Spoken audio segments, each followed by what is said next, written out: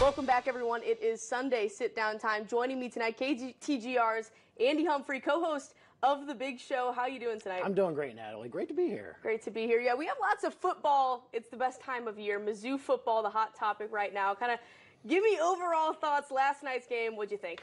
I thought it was about what I expected, because these are two teams that, I'd say that Kentucky's team is about where Mizzou was a while ago, or at least Mizzou is where Kentucky was about 6-7 years ago. But Mark Stoops has taken that program to new heights. So if you're a Mizzou fan saying, well, why are we losing to Kentucky every year? That's because of Mark Stoops, with what he's been able to do, how he's been able to recruit. Talent-wise, they're so much better than they were. So it's not to say that they're a power in the SEC just yet, but they're so far along where they were 5-6 years ago. And I thought last night's game was an encapsulation of that. Now, Mizzou should get a lot of credit for what they were able to do, especially Connor Bazelak, with how he was able to will back into that game, give Mizzou a chance, especially Tyler Beatty, too. Those two players really did leave it all out there. There are a lot of issues on the defense. That really is the main thing that you look toward to try and adjust, especially the front, 6-7 players that are trying to load up the box and stop the run. That really seems to be the thorn in the side right now for Mizzou. That's 2 games in a row where opposing rushing attacks have had basically everything they want. Mm-hmm. The big thing from Drinkwitz last night was he doesn't want fans to hit the panic button. This is only week 2. And when you look at Mark Stoops' career a little bit at Kentucky, it kind of look at his first season. He didn't win, 5 games. He had 2 wins there. Do you kind of see what Drinkwitz is saying there? Do you kind of agree with what he's saying? I think so. I mean, this is a very long process. SEC coaches usually don't get as much time as they really need to do everything that they want at a particular program and build it to where they want it to be. So when you look at last night's game, you see some positive signs. You see that the offense can hang with another SEC offense like that was rejuvenated this year under Will Levis for the most part. You just wonder where those stops are going to come from, essentially. And if the Tigers can't find those stops consistently, then they're going to be in a lot of trouble when the bigger and badder opponents in the SEC come on their schedule later in the season.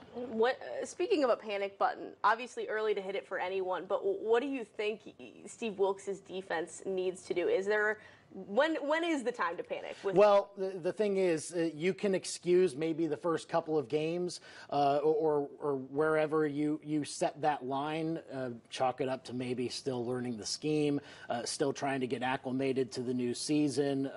Tackling issues still a big problem. But the thing is, when you watched the game last night, Chris Rodriguez was getting those big bursts without, really being contacted for the first 5, 6, 7 yards. So when I look at that, I think, well, is tackling really the issue, or is there something wrong with the scheme? I don't think it's time to say that just yet, but if it occurs for another few games, then you definitely start asking those questions if the adjustment isn't made there. So it's a big job now for Steve Wilkes to try and figure that out.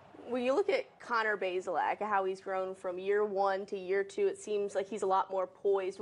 You kind of mentioned him a little bit, but what would be your overall assessment 2 games in, Connor Bazelak? Well, he's obviously got some work to do on the deep ball. You're not going to see a guy like him be able to improve his accuracy from year 1 to year 2 right away.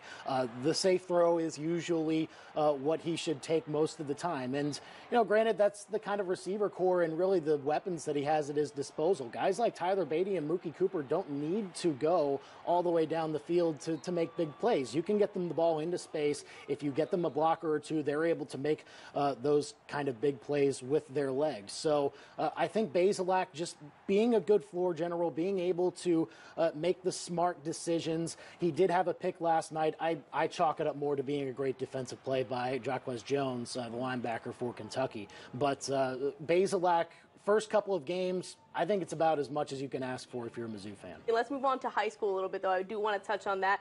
Rockbridge now moved to 2-1. What do you think of Van Venata's group this year, and what's ahead for them? It's obviously I don't know if they've lost all that much on offense because Nathan Dent has been very solid throughout. He obviously brings the running threat. The passing has developed a little bit more. You wondered how much of a hole they were going to have to try and fill with Bryce Jackson leaving as the running back and now walking on at Mizzou, but they've been able to fill that very well also. So being able to go down to Jefferson City, keep the offense going after what was a great win against Smith Cotton, you know that they can put up the points. The question is, when they face some of those tougher opponents down the road, can their defense hold up and necessarily give them a chance to keep step with some of those bigger opponents? But we'll see. Rockbridge, a lot of momentum from the last couple of weeks. Speaking of momentum, Hickman, first win. Obviously, that's exciting for that group. One thing I feel like I'm seeing with Hickman this year is really clicking as a group. Maybe not the results on the field they would have wanted in the first 2 games, but I feel like they're coming together. Do you kind of see this team grinding, and what do you see from Hickman this year? Yeah, and talking with Cedric Alvis, too, he doesn't necessarily make the scoreboard the judgment of improvement week by week. He trusts what his eyes tell him, how his guys are stepping into some of those new roles. And look, it's a young team. They're trying to figure out who goes best where. Great to get that win against Capital City for sure. It feels a lot better. There will be a tough test against Battle coming up this weekend, but Hickman, it's going to be a learning process for a lot of those players. But I think as long as Cedric Alvis sees that kind of improvement that he wants week by week, I think they'll be in a fairly good spot down the road. Speaking of Columbia football, Battle High School, obviously, Jonah Dubinsky first season. This team has shown a lot of fight. If you look at these past 2 games with Elias and even before that, fight. That's the one word I would use to describe Battle. How would you describe them and what Jonas showed this year? They do. That first game was definitely exciting. You definitely needed to fight to be able to grab a win at Fort Zumwalt North the way that they did. They have a lot of big play potential. They have the kind of players that can break it open on one play. The question is, can they consistently drive the ball down the field? You saw flashes of that against Elias, but not enough drives like that, and that's why they kind of fell short. Elias, a very tough team. If you give them more opportunities like that, if you turn it over 4 times like they did this past weekend, then Elias will kill you that way. But Battle is still a very talented group, even though the loss of Gary Martin was kind of a tough one. They still have a lot of guys that can make some great plays, and we've seen that early on. The question is, how consistently on offense can they make that happen? Well, obviously, I think this is a very exciting high school football season. I know you're talking about it. When can fans catch you on the big show? We got to plug the big show on here. Absolutely, 4 to 6 every afternoon. It's a lot of fun. We have shenanigans, and we like it that way. So make sure you come and join us. Be sure to listen. Thanks for joining me. I'm going to let you watch some football, but for the rest of you guys, we'll be right back after the break.